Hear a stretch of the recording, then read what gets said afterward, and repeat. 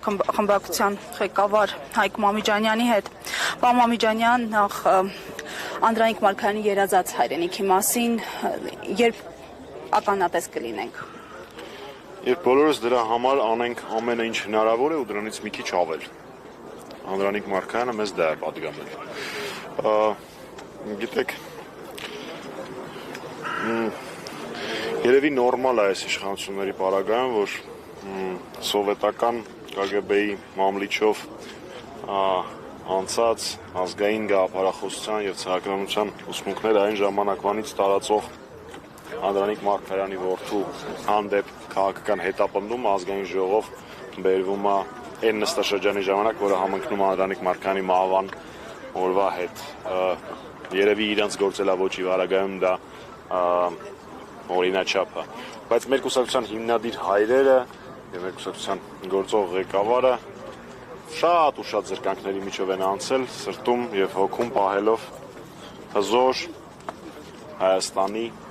տեսլականը ու երազանքը։ Մենք պիտի դրան արժանի լինենք ու ինչ որ ԿՊ-ական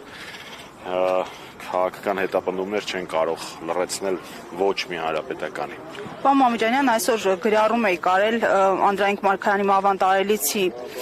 առիթով նշել էիք, որ Մարգարյանի հարցաքննություններից հետո երբեք որևէ նոր մարդ չէր հարցաքննվում։ Եթե զուգահեռներ տանենք այս իրականության հետ։ Այս պատմությունը ինձ պատմել է մեր կուսակցության ավագ գործընկերներից Գագիկ Մինասյան։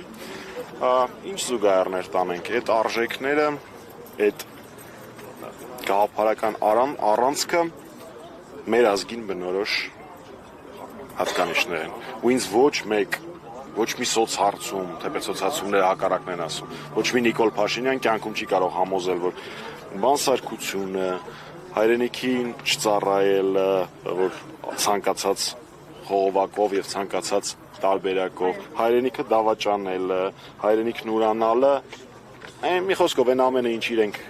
մարմնավորում են, Հայաստանի Հանրապետության քաղաքացիների մեծամասնության մտածողությունն է։ Ես գիտեմ, որ մեծամասնությունը մեր պես է մտածում։ Ունի արժեքներ, շարժվում է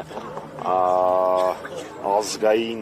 գաղափարախոսությամբ, նույնիսկ որոշ հապատվածներում դրանք կարդացած չլինելով, բայց դա մեր մեջ նստած է մանկուց, մենք այդպես ենք բոլորս դաստիարակվել, ուղղակի այնպես է ստացվել, որ այս վերջի 7 տարիները մեզ մի խումբ մարգինալներ են կառավարում։ Դա շուտով փոխվելու է։ Շնորհակալություն։ Ես շնորհակալ եմ։